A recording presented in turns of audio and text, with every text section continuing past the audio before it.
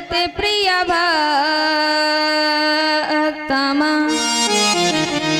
वात जातम नमा। तो सीताराम जी के पद कमल अजीवारंबार मना।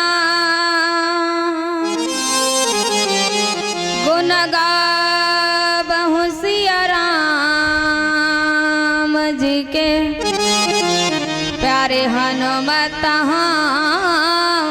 सहाय। तो आइए हनुमत व्राजिए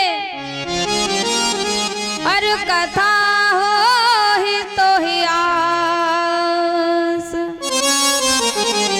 सोच से तुम राम जी के तो मैं चरणन की दास।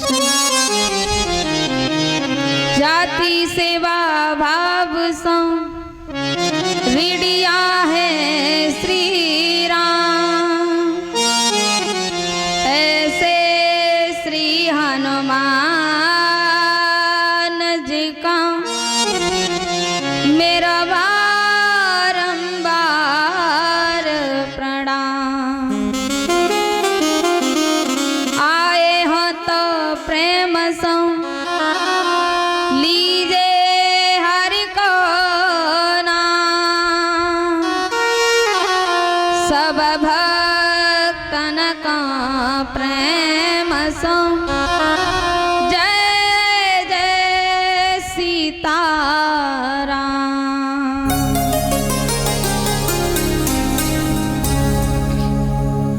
अखंड मंडलेश्वर अकारण करुणा वरुणालय भक्त वांछद कल्पतरु श्री तणेत बड़े पीतांबरधारी बालकृष्ण लाल की वांग्मयी प्रतिमूर्ति श्रीमद् भागवत महापुराण के पावन चरण बिंदों में मेरा कोटि कोटि नमन कोटि कोटि वंदन। श्री हनुमान जी के चरणों में मेरा कोटि कोटि नमन कोटि कोटि वंदन। भूत भवन भोलेनाथ देवों के देव महादेव कालों के काल महाकाल श्री कैलाशवासी भगवान शंकर जी के पावन चरण बिंदों में मेरा कोटि कोटि नमन कोटि कोटि वंदन। भगवान के प्रिय भक्तजन यहाँ विराजमान हैं, पधारे हुए हैं। मेरे पिता तुल्य पिताजन, भाई तुल्य भाई, माताएं तुल्य माताएं, बहनें तुल्य बहनें, लेकिन जिनका हल्ला दुल्ला में विशेष भारी सहयोग रहता है ऐसे सभी बालक वृंद। तो आप सभी भक्तों के हृदय में ठाकुर जी की छवि को देखते हुए निहारते हुए सर्वप्रथम आप सभी भक्तों से राधे राधे जोर से कह दो, राधे राधे। बोली बांके बिहारी लाल की जय जय श्री राधे। तो आज श्रीमद् भागवत कथा को चलते चलते कितने दिन हो गए? अभी 3 दिन पूरे नहीं हुए, आज शाम को हो जाएंगे। क्यों जी? 5 बजे 3 दिन पूरे हो जाएंगे, है ना? तो आइए सभी बड़े भाव के साथ में सबसे पहले हरि नाम संकीर्तन, उसके बाद में कथा की चर्चा बड़े भाव के साथ में गाइएगा। भगवान से कहिएगा कि हे प्रभु, हे ठाकुर जी, हम सभी नादान हैं, आपके बच्चे हैं और आप हमें सिखाई है कि हम सभी संसार में आए हैं और हमें क्या करना चाहिए क्या नहीं करना चाहिए। आइए सभी भगवान से विनती कीजिएगा। हे प्रभु मुझे बता दो, हे प्रभु मुझे बता दो, चरणों में कैसे आऊं। हे प्रभु मुझे बता दो, हे प्रभु मुझे बता दो, चरणों में कैसे आऊं। हे प्रभु मुझे बता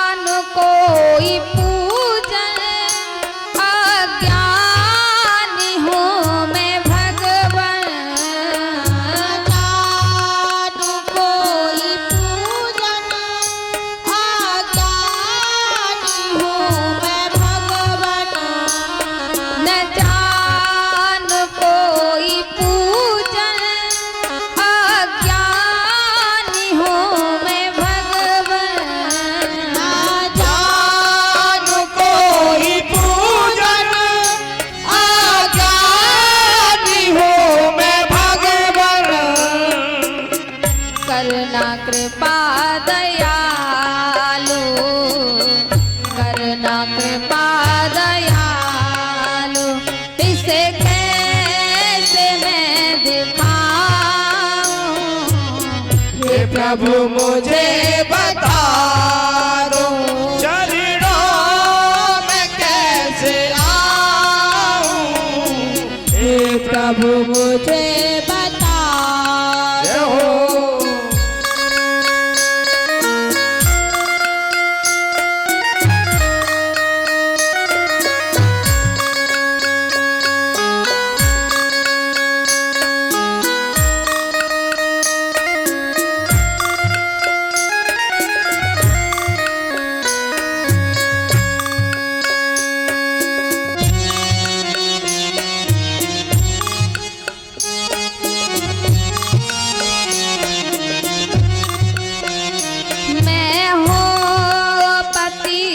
स्वामी तुम हो पतित पावन, हो पतित स्वामी तुम हो पतित पावन।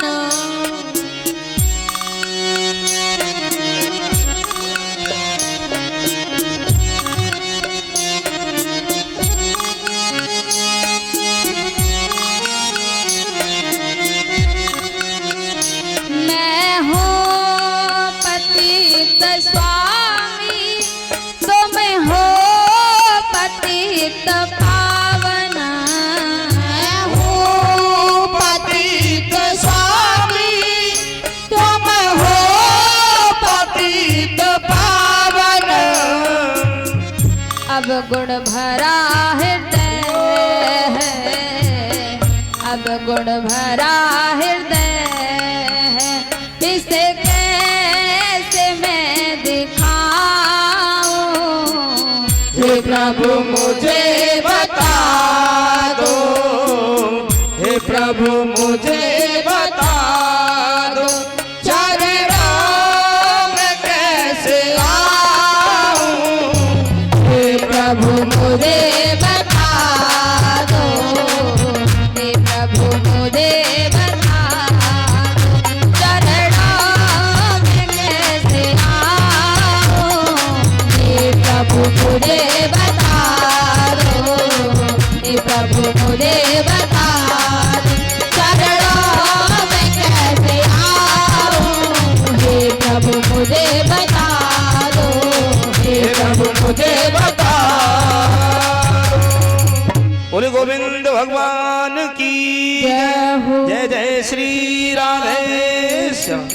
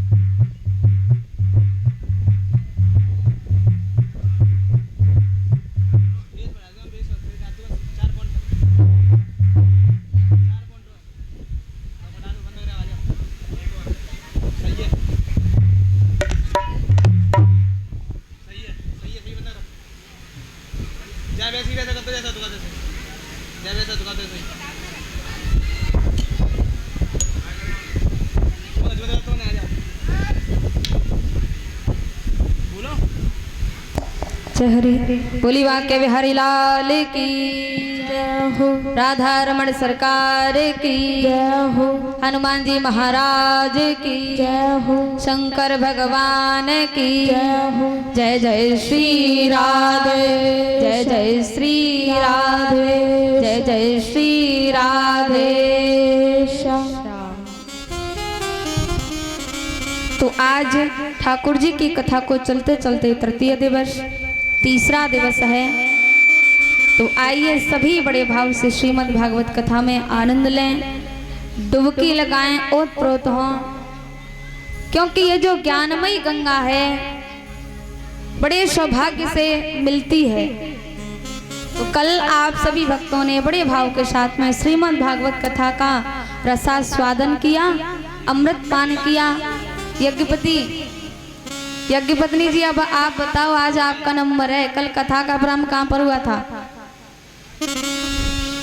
जोर से कहिए। क्या क्या कह रही है ये? अरे आप भी बता दो। नहीं पता आपको? जय हो। और आपको पता है? परीक्षित जी आपको पता है?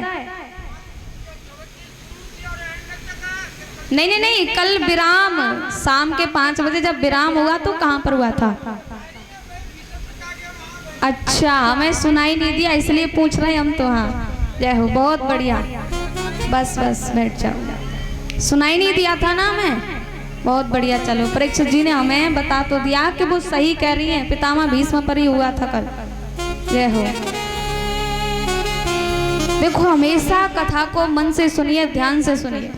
दोनों में अंतर है महाराज जी। इधर तो परिचत जी होशियार हैं। अच्छा। और उधर जो यज्ञपति है ना वो बोले। हाँ, और इधर जो परिचिता नहीं तब बोली है। बोली वाक्य बिहारी लाल की जय, राधा रमण सरकार की जय, जय जय श्री राधे श्याम। तो कल पांचों पांडवों का पतन हो गया और परीक्षित जी का जन्म हुआ था। परीक्षित जी का जन्म हुआ। ये दुष्ट जी ने अपने पुत्र परीक्षित जी को राजगद्दी पर विराजमान किया। जब राजगद्दी पर विराजमान किया उसी समय 3 बातें बताई। कहा, पुत्र, अब आप इस समय राजा हैं और आप अपने जीवन में हमेशा 3 बातों को ध्यान रखना, याद रखना। 3 बातों को कभी भूलना मत। कौन सी 3 बातें?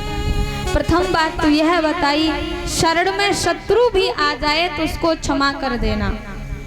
दूसरी बात बताई कि हमेशा अतिथि आवे, गुरु आवे, संत आवे, सभी का सत्कार करना, स्वागत सम्मान करना। और तीसरी बात बताई कि गौ सेवा हमेशा करना। इन 3 बातों को कभी भूलना मत। इतना बोल करके पांचों पांडव, द्रौपदी सब निकल गए, सबका पतन हो गया। शरीर सहित केवल यह दुष्ट जी स्वर्ग में पधारे हैं। उसके बाद में परीक्षित जी राज्य गद्दी पर बैठे, राज्य को संभालने के लिए लगे हैं। परीक्षित जी के राज्य में किसी भी प्रकार का किसी को कोई कष्ट नहीं है। परीक्षित जी का विवाह हुआ इरावती के साथ में। जन्मेजय आदि 4 पुत्र हुए। तो एक दिन परीक्षित जी जंगल की ओर निकले भ्रमण करने के लिए। देखते हैं ना कि देखें तो सही हमारे राज्य में सब प्रजा ठीक ठाक है कि नहीं है, आनंदमय है कि नहीं है। परीक्षित जी दिग्विजय की ओर निकले, जंगल की ओर निकले भ्रमण करने के लिए। अब घूमते घूमते जैसे जंगल में आए तो एक दृश्य देखा। दृश्य क्या देखा उन्होंने कि एक गाय और बैल दोनों खड़े हैं और आपस में दोनों की वार्तालाप हो रही है, चर्चा हो रही है। वो गाय बैल से कहती है कि अब इस जंगल में हमें बचाने वाला कोई नहीं है। अब तो ये कलिकाल, ये जो कलियुग है, अब ये हमें मार ही डालेगा। अब हमारी रक्षा करने वाला कोई नहीं है, हमारा क्या होगा। परीक्षित जी ने जब दोनों की बातें सुनी, दोनों की बातें सुनकर के दोनों के पास में आए, उस गाय से पूछा कि आप कौन हैं, आप कौन हो। गाय कहती महाराज मैं गाय नहीं हूं। बोले तो कौन हो आप। बोले कि मैं धरती रूपी गाय हूं। कौन हो। धरती रूपी गाय, पृथ्वी रूपी गाय हूं। और ये जो आपके समक्ष बैल खड़ा है, ये बैल नहीं है, ये धर्म रूपी बैल है, धर्म रूपी बैल है। और ये जो पीछे काला कलूटा पुरुष खड़ा है, ये कलयुग है। और ये कलयुग धर्म रूपी बैल के पैर को काट देना चाहता है। 3 पैर पहले से ही समाप्त हो गए, 1 पैर बचा है, अब ये कलयुग उसको भी तोड़ना चाह रहा है। महाराज अब हमारी रक्षा करने वाला कोई नहीं है, बताओ हम कहाँ जाएं, क्या करें, बहुत दुखी हैं। पृथ्वी देवी ने परीक्षित जी को अपना सारा सुख दुख सुनाया। परीक्षित जी ने कहा कि अच्छा। परीक्षित जी ने उस कलयुग को ललकारते हुए कहा कि दुष्ट पापी ठहर, मैं अभी तेरा वध किए देता हूं, अभी ठहर। इतने में ही जो कलयुग था ना, कलयुग, अब उसने विचार किया कि अब ये राजा परीक्षित मुझे मार ही डालेगा। सो दोनों हाथ जोड़ करके परीक्षित जी के शरण में आ गया। परीक्षित जी को अपने बाबा या दुष्ट जी की 3 बात याद आई कि उन्होंने मुझे राजगद्दी पर बिठाते समय कहा था, गौ सेवा, संत सेवा, शरण में शत्रु भी आ जाए तो उसको क्षमा कर देना। और आज ये जो कलयुग है वो महाराज दोनों हाथ जोड़ करके शरण में आ गया है। परीक्षित जी ने कलयुग को क्षमा कर दिया। जाओ, मैंने आपको क्षमा किया और आपको मेरे राज्य में रहना नहीं चाहिए। असहाय जीवों पर अत्याचार करते हो। अब जो कलयुग था ना, दोनों हाथ जोड़ करके कहता है महाराज अब आप ही बताओ मैं कहाँ जा करके रहूं। जहां कहीं भी रहने का विचार करता हूं ना, तो आप सामने धनुष बाण लिए खड़े दिखाई देते हो। अब आप ही बताओ मैं कहाँ जा करके रहूं, कहाँ जा करके रहूं, बताओ। तो राजा परीक्षित ने उस कलयुग को यहाँ 4 स्थान दिए हैं। कितने स्थान दिए? 4 स्थान। पहला स्थान दिया है जुआ में। जो व्यक्ति जुआ खेलते हैं अथवा खड़े होकर के देखते हैं और उनके पास में जाओ और जाकर के उनकी खोपड़ी पर बैठ जाओ। ये जो कलयुग है ना, जहाँ छल कपट चोरी बेईमानी होती है, वही जाकर के निवास करता है। अब जुआ महाराज जब आप खेलते हैं तो उसमें छल कपट होता है, ईमानदारी से तो आप खेलोगे, जीत नहीं पाओगे। पहला स्थान दिया जुआ में कि जाओ, जो व्यक्ति जुआ खेलते हैं उनकी खोपड़ी पर जाकर के बैठ जाओ।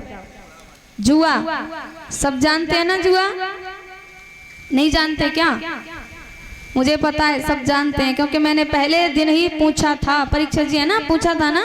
हाँ, सब जानते हैं। तो पहला स्थान किसमें दिया है? जोर से कहिए। जुआ में। अब दूसरा स्थान दिया मदिरापान में। जो व्यक्ति दारू पीते हैं, मांस भक्षण करते हैं, जो व्यक्ति मांस भक्षण करते हैं, शराब पीते हैं, दारू पीते हैं, उनकी खोपड़ी पर जाओ, जाकर के बैठ जाओ। अब बताओ, जो व्यक्ति मांस खाता हो, दारू पीता हो, यहाँ तो वैसे कोई नहीं पीते होंगे, यहाँ दारू मांस भक्षण कोई नहीं करता होगा, है ना? परीक्षित जी कोई नहीं करता ना? हाँ, परीक्षित जी यूँ कह रहे हैं जा चीज की हमें ना पता, हाँ हमें जाते कोई लेन देन ना है, मतलब ना है। अच्छा उठाओ, जो भी पीते हैं वो ऐसे करके एक बार उठाइए। जो पीने वाले हैं, खाने वाले हैं, केवल एक हैं, बाकी सब शुद्ध शाकाहारी बैठे हैं। हाँ देखो, आज के बाद में कभी पीना मत और कभी मांस भक्षण करना मत, ठीक है? अब तीसरा स्थान दिया जीव हिंसा में। तीसरा स्थान जीव हिंसा में दिया कि जो व्यक्ति दूसरे जीवों को मार करके खाते हैं उनके पास जाओ और जा करके निवास कर जाओ। जीव हिंसा, जैसे आजकल जीव हिंसा तो ज्यादा ही हो रही है। जीव हिंसा के चक्कर में, मनुष्य के स्वाद के चक्कर में बहुत बड़े बड़े कारोबार खुल गए हैं। मछली पालन, मुर्गी पालन, बकरी पालन, ये सब क्या है? जीव हिंसा ही तो होती है। क्यों जी? आपने देखा होगा कि पहले पशु पक्षी कोई भी हो यदि मर जाता था तो उसको, उस व्यक्ति को या पशु पक्षी को घर से बाहर निकाल दिया जाता था कि ले जाओ भैया, निकालो इसको, घर से बाहर निकालो। लेकिन आजकल पशु पक्षी मर जाते हैं, मरने के बाद में उन्हें घर में लेके आते हैं और किचन में पका करके खा जाते हैं। बताओ, ये बात ठीक नहीं है, गलत बात है बिल्कुल। अपने घर में या अपनी खुद की थोड़ी सी उंगली कट जाती है, अपने घर में या अपने खुद की स्वयं की थोड़ी सी उंगली कट जाती है तो कितना दुख होता है, कितना दर्द होता है, इतनी पीड़ा होती है कि कुछ पूछो मत। लेकिन जब हम उन पशु पक्षियों को, मुर्गी को, मछली को, बकरी को, उनको हम काट करके और खा जाते हैं, क्या उनको दुख नहीं होता? कष्ट नहीं होता? उनको दुख होता है, कष्ट होता है। लेकिन फर्क इतना है कि आप अपने दुख को, कष्ट को व्यक्त कर सकते हैं, दूसरे व्यक्ति को बता सकते हैं, और वो अमूक जानवर जो बोल ही नहीं सकते और बोले तो आप उनकी भाषा को जान ही नहीं पाओगे, समझ नहीं पाओगे, उनको भी दुख होता है, उनको भी कष्ट होता है। लेकिन ये मानव महाराज ऐसा हो गया है, ये तो पशु पक्षी की बात है, इनको छोड़िए। एक मानव मानव को ही खा रहा है, एक मानव मनुष्य मनुष्य को ही खा रहा है। देखो, आज भी नियम है, जितने भी पशु पक्षी है ना, पशु पक्षी, वो आज भी अपने आहार पर टिके हुए हैं। पशु पक्षी आज भी अपने आहार पर टिके हुए हैं। शेर के सामने हरी हरी घास डालो तो शेर खाएगा? नहीं खाएगा। बकरी के सामने मांस के टुकड़े डाल दो तो क्या बकरी खाएगी? नहीं खाएगी महाराज। बकरी, शेर, पशु पक्षी, कौआ आज भी अपने आहार पर टिके हुए हैं। दूसरा भोजन डाल दो तो नहीं खाएंगे, जो खाते हैं उसी को खाएंगे। और एक मानव ऐसा है जिसके सामने कुछ भी डाल दो कुछ बचता नहीं है। कुछ भी डाल दो महाराज, कुछ भी हो, कुछ भी, ये सबको हजम कर जाता है, सबको खा जाता है। मनुष्य योनि को पाकर के मानव इतना नीचे गिर चुका है। देखो, मनुष्य योनि प्राप्त करके मानव का केवल कर्म यही होता है कि हमेशा सत्य के मार्ग पर चले, दूसरों का भला करे, दूसरों को खिला करके खाए, सबका हित सोचे, सबका अच्छा ही विचार करे कि सबका अच्छा हो, सबका भला हो। वो तो मानव है। और जो केवल अपने लिए सोचता है कि दुनिया भाड़ में जाए, मैं राजा बन जाऊं, क्यों जी, उसका कभी भला नहीं होता। तो इसलिए कभी भी जीवन में भूल करके भी जीव हिंसा नहीं करनी चाहिए। अरे हम कोई परमात्मा थोड़ी है। एक बात विचार कीजिए, जब हम किसी को जीवन दान दे नहीं सकते, क्यों जी, जब हम किसी को जीवन दान दे नहीं सकते तो लेने का भी अधिकार नहीं है। हमेशा विचार करो। देखो, कथा सुनिए, सत्संग सुनिए, राम कथा सुनिए, कीर्तन करिए, सुनिए। लेकिन मैं तो मानती हूँ सत्संग सुनना, कथा सुनना, राम कथा सुनना तब सार्थक है जब सुनकर के हमारे जीवन में बदलाव आ जाए, परिवर्तन आ जाए। ना तो सुनते रहिए, पढ़ते रहिए कथाओं को, बदलाव नहीं आया तो कथा सुनना, पढ़ना कोई भी मायने नहीं रखता। भले ही 2 शब्द सुनिए, कम सुनिए, लेकिन 2 शब्द भी ऐसे सुनिए कि 2 शब्दों से जीवन बदल जाए। कभी भी जीव हिंसा नहीं करनी चाहिए। और चौथा स्थान दिया पर स्त्री गमन। जिस घर की बहन बेटियां अमर्यादा घूमती हों, अमर्यादा बोलती हों, उनके पास जाओ और जाकर के उनकी खोपड़ी पर बैठ जाओ। अमर्यादा घूमना, अमर्यादा बोलना, अमर्यादा पहनना। आपको पता है आजकल का पहनावा कैसा है? क्यों जी? पहनावा क्या कहूँ, आपको तो सब पता ही है।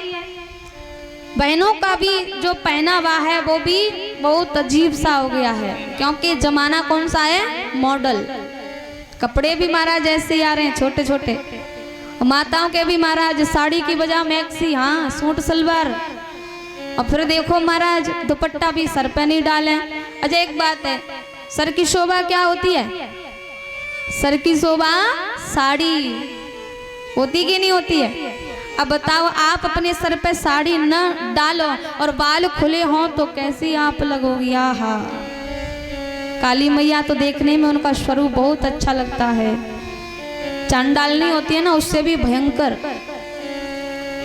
कभी भी आप घर में रहो या बाहर रहो, किचन में भोजन बनाओ, हमेशा आपके बाल बंधे होने चाहिए, ना कि खुले होने चाहिए। कैसे होने चाहिए? बंधे। और सर पे हमेशा कुछ न कुछ पड़ा होना चाहिए। कहीं भी रहो, वैसे भी तो नियम है ना, सास के सामने रहो, पति के सामने रहो, घर वालों के सामने रहो, मायके में रहो, फिर भी सर पे साड़ी होनी चाहिए। पर स्त्री गमन, जिस घर की बहन बेटियां अमर्यादा घूमती हो, अमर्यादा बोलती हो। अच्छा, अमर्यादा कौन घूम रही थी?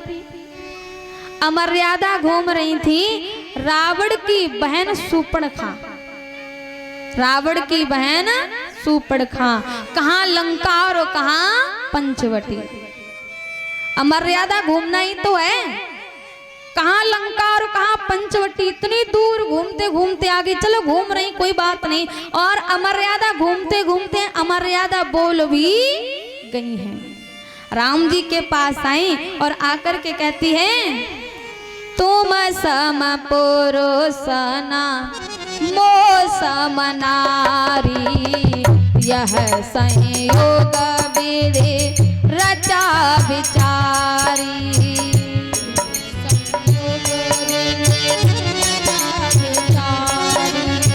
तुम सम पुरुष ना मो सम नारी, ये संयोग विधि रचा विचारी। ये संयोग विधि रचा विचारी।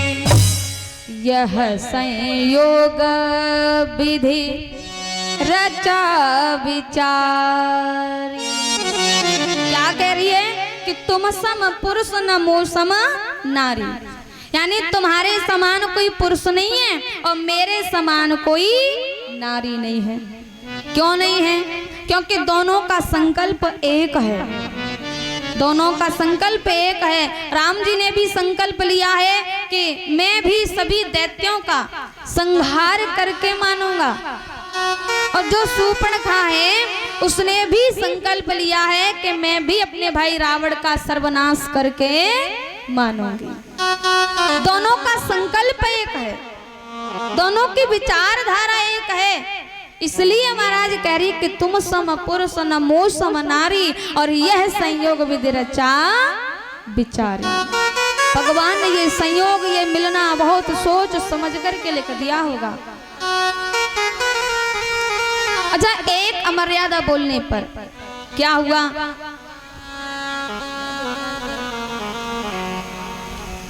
एक अमर्यादा बोलने पर रावण, जिसकी सोने की लंका थी, उसका क्या हो गया? सर्वनाश हो गया।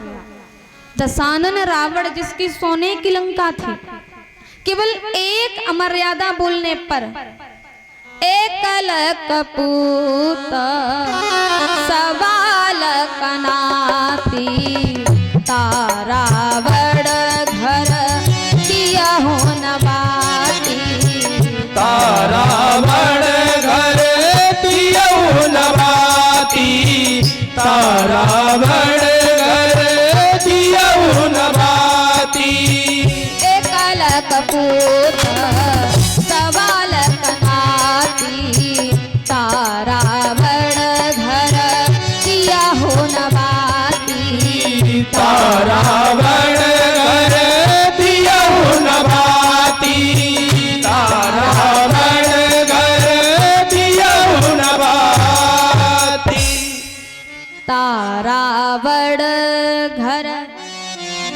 हो न बाती, तारा बड़ घर दिया हो न बाती।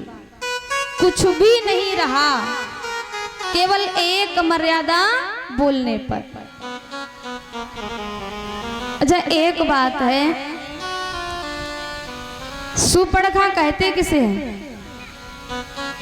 समझिए इशारा, इशारा समझो। सुपड़खा किसे कहते हैं? जिसके बड़े बड़े, अरे कुछ तो कहो, जिसके बड़े बड़े उंगली नहीं, उंगली तो सबकी होती है, लंबी लंबी बड़ी बड़ी, हाँ, जिसके बड़े बड़े नाखून। अच्छा आपके हैं क्या? किसी के, किसी के हैं? इधर में है क्या? भैयाओं के हैं? देख लो शायद, हाँ।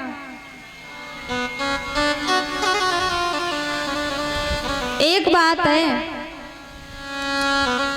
माताओं के रखाने की चीज बाल होते हैं, केस होते हैं, लेकिन केसों को तो रखा